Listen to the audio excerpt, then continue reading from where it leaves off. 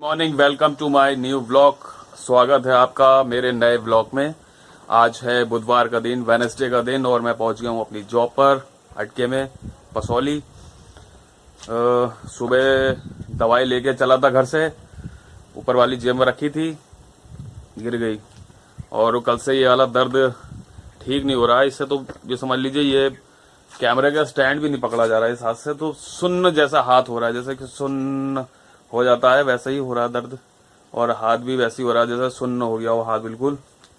कल डॉक्टर को दिखाया भी था मैंने, पर उनने कहा कि केवल हो सकता है कि नस पे नस चढ़ गई है या वैसा कुछ हो गया है। तो दवाई दे दी थी मुझे, मैंने एक खुराक खाई भी शाम को। और अब रात में तो क्या ही पता चलेगा कि आराम मिला नहीं मिला। तो सो गए तो सो गए।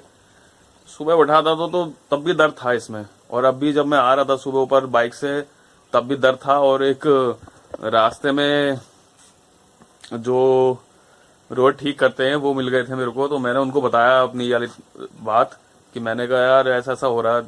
वो थोड़े एजेड हैं तो मैंने उनसे कहा, मैंने दादा यार किस तरीके का दर्द हो रहा है कंधे में मेरे। तो उन्होंने और डरा दिया मुझे। वो बोले कि हवा का चक्कर, और कह रहे वो क्या होता है, वो फालिश टाइप की ना पड़ जाए। बोले से झड़वा लो, चेक करवा लो, झड़वा लो, बाबा के पास जाके झड़वा लो। मैंने कहा यार ये झड़वाने वड़वाने वाला क्या सीन है, ये तो हमने कभी आज तक करा नहीं। पर आप कमेंट में जरूर बताना दोस्तों कि ये किस टाइप का वो है पेन, समझ में नहीं आ रहा है। कि मैं परसों जब घर नहा के निकल के जैसे मैं कपड़े वपड़े पहन रहा था तो एक अचानक से ये दर्द उठा मेरे। तो मैंने कहा हो सकता है कि नस पर नस चढ़ गई हो, ऊपर जाऊंगा काम वाम करूंगा ठीक हो जाएगी। पर ये ठीक नहीं हुई, ये अब भी वैसे ही पेन हो रहा है। और दवाई और मेरी गिर गई आज। ऊपर वाली जेब में रखी थी, इस पर मोबाइल भी रखा था। मोबाइल ऐसे करके निकाल रहा था जेब से चलती गाड़ी में, तो वो दवाई का पैकेट था वो भी गिर गया। और अब दर्द ही दर्द हो रहा है। अब समझ में नहीं आ रहा कि क्या कौन सी एक्सरसाइज करूं, क्या करूं ऐसा जो इसका दर्द थोड़ा कम हो जाए। बिल्कुल दर्द कम नहीं हो रहा है। दवाई और गिर गई और वो हो गया। सोच रहा हूँ इस हाथ से स्टैंड पकड़ लूं, तो डर लग रहा है क्योंकि जैसे इस हाथ से स्टैंड पकड़ लो जैसे, तो यहाँ पर एक खिंचाव सा हो रहा है नीचे की तरफ हाथ के। ये एल्बो जो है, ये शोल्डर से नीचे की तरफ थोड़ा खिंचाव सा हो रहा है। पता नहीं क्या चीज। आप कमेंट में बताना जरूर कि किस टाइप का दर्द है और मैं क्या करवाऊं, झाड़ फूक करवाऊं या मैं डॉक्टर को दिखाऊं, ये समझ में नहीं आ रहा है मुझे।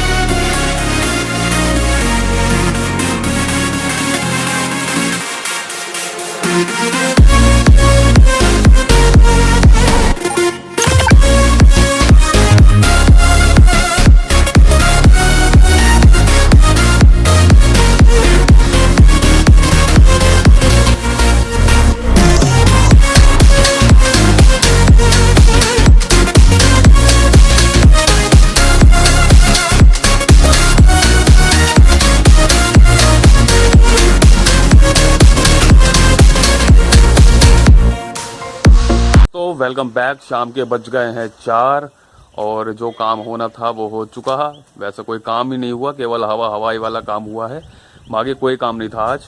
और दोस्तों आज मैं व्लॉग थोड़ी छोटी बनाऊंगा और व्लॉग में उस बंदे का फोटो भी जरूर लगाऊंगा जिसने मेरी लखनऊ की जमीन जो है, मेरी प्रॉपर्टी जो है मेरी, वो हड़पी है।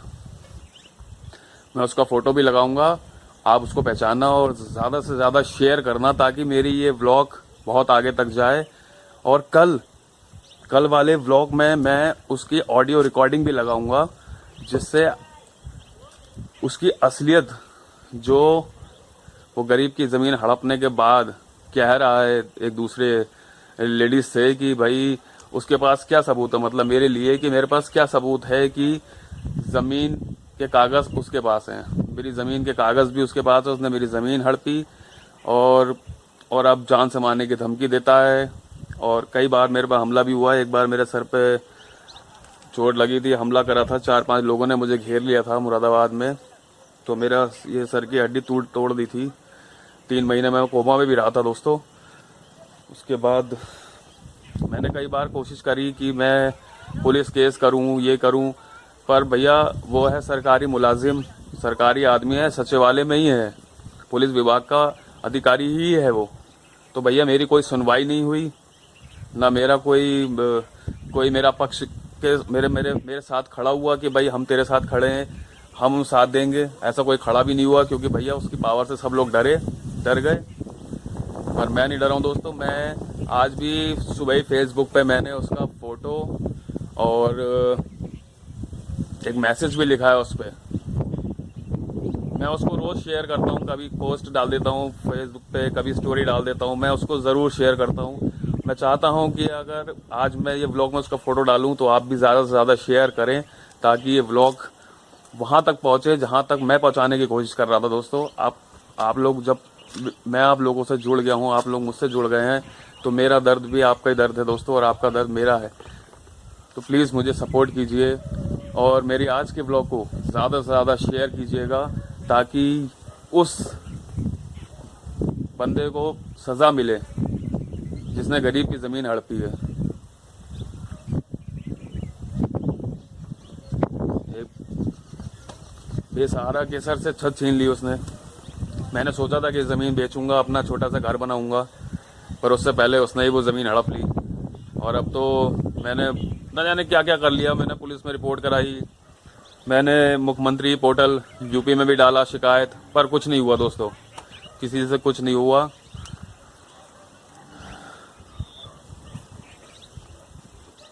बस आप लोगों का सहारा बाकी रह गया दोस्तों।